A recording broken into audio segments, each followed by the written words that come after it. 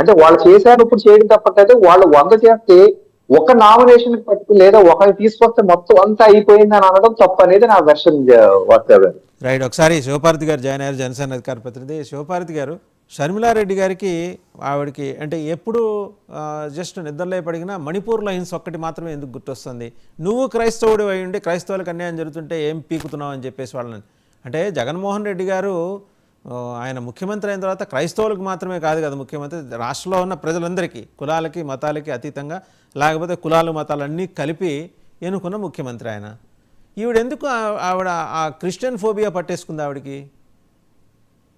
రాజు గారు, ముందుగా మీకు ప్యానెల్లో ఉన్న రామ్ కుమార్ గారికి 99 వీక్షకులకి గుడ్ మార్నింగ్ అండి.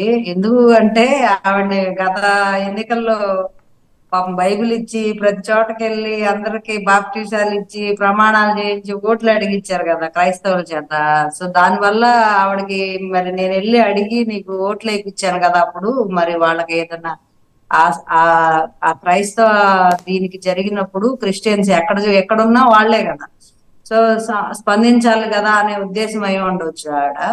అదిగాక ఆయన ముఖ్యమంత్రి అయినా ఆయనకు పడిన ఓట్లన్నీ క్రిస్టియన్స్ ఓన్ చేసుకున్న ఓట్లే కదా. 30%, ఇప్పుడు 39% అని ఆయన చెప్పుకుంటున్నాడు. అంటే అందులో 35% క్రిస్టియన్ ఓట్లే అతనికి మెల్ట్ అవుతాయి. అన్ని కమ్యూనిటీస్ లో నుంచి కన్వర్ట్ అయిన క్రిస్టియన్సే వేశారు ఓట్లు ఆయన.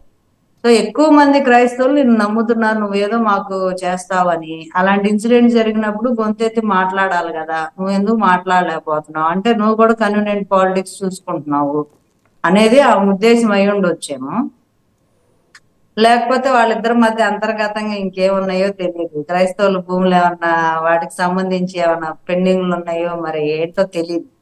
సో ఆవిడ ఎక్కువ ఫోబియా పట్టుకుందంటే ఏదో ఒక తీగ, అంటే వాళ్ళ బేస్ అదే కాబట్టి ఆ క్రైస్తవుల ఓట్లు అవే బేస్ కాబట్టి ఆవిడ ఎలా అయినా సరే ఆ క్రిస్టియన్ ఓట్లు తన వైపుకు మలుచుకోవాలనే దీనిలో అయి ఉండొచ్చు. లేకపోతే ఆ ఈక్వేషన్ ఆమెకే తెలియాలి ఎందుకు అదే మాట్లాడుతుందంటే. ఇంకా మిగతా చాలా ఉన్నాయి, రాష్ట్రానికి ఆయన చేసిన చండాలం చాలా ఉంది, అది కూడా మాట్లాడొచ్చు. అవి కూడా మాట్లాడుతానే ఎక్కువ ఇదే స్ట్రెస్ చేస్తా ఉంది.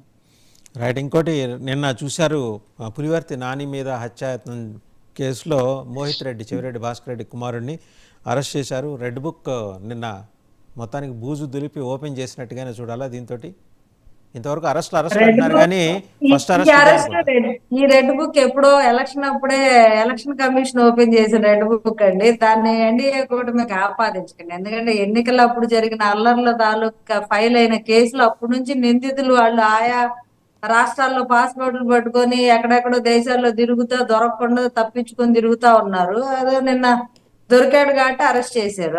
ఆల్రెడీ లూకస్ నోటీస్ ఇచ్చారు కాబట్టి అతని కోసం వెతుకుతున్నారు కాబట్టి అతను ఏదో ఎయిర్పోర్ట్ లో దొరకంగానే అరెస్ట్ చేశారు. అతని కోసం గాలింపు చర్యలు అనేది గొడవలు ఎఫ్ఐఆర్ ఫైల్ అయిన దగ్గర జరుగుతుంది. అబ్స్కాండ్ అయిపోయారు కదా. ఇప్పుడు కూడా చాలా మంది బడాబాబులు అబ్స్కాండ్ అయ్యే ఆలోచనలు ఉన్నాయి. ఎందుకంటే సిబిఐ రంగంలో దిగుతుంది కాబట్టి చాలా మంది ఒక్కొక్కళ్ళు 20-30 పాస్పోర్ట్లు రెడీ చేసుకొని పెట్టుకున్నారు. పెద్ద పెద్ద బడాబాబులు, కార్పొరేట్ కంపెనీ ఇదిలో అంతా అవినీతి కుంభకోణాలన్నీ చాలా పెద్ద పెద్ద కుంభకోణాలు వెలుగులో రాబోతున్న ఇన్వెస్టిగేషన్ లో ఉంది కాబట్టి అందరూ ఇంక ఇదే నెక్స్ట్ విజయ్ మాల్యా లాగా చెక్కేద్దాం వేరే దేశాలు కానీ చూస్తున్నారు. ముందుగానే పగడ్బందీగా ఎవరైతే నిందితులో వాళ్ళ పాస్పోర్ట్లు సీజ్ చేసి విచారణ చేస్తే బాగుంటది, అప్పుడే దొరుకుతారు. లేకపోతే తప్పించుకునే ఆలోచనలోనే ఉన్నారు.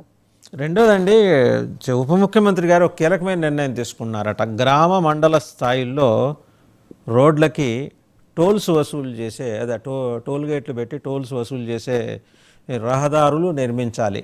అంటే ఒక రకంగా ఇది ప్రోగ్రెసివ్ థాటే. నేను అంటే పాక్షికంగా దీన్ని నేను సమర్థిస్తాను. ఎందుకంటే మన డబ్బులతో మనం డెవలప్ చేసుకొని రాష్ట్రంలో చేతిలో ఖాళీ చెప్ప ఒకటి ఉంది అంతే. మీరు ఎన్నిసార్లు వెళ్ళినా దాంట్లో 10 పైసలు పావలను ఉంటాయి. సో ఆయన నిర్ణయం తీసుకున్నారు, దాని మీద చర్చ జరుగుతోంది అంతర్గతంగానే సెక్రటేరియట్ నుంచి లీక్. ఒకవేళ అదే కనుక జరిగితే మరి భారం కూడా పడుతుంది. కానీ నేను అదర్ సైడ్ ద యాంగిల్ ఆలోచిస్తున్నాను. నేను డెవలప్మెంట్ ఒకటి చెప్తున్నాను, డెవలప్మెంట్ యాంగిల్లో ఆయన అన్నదాన్ని నేను సమర్థిస్తా.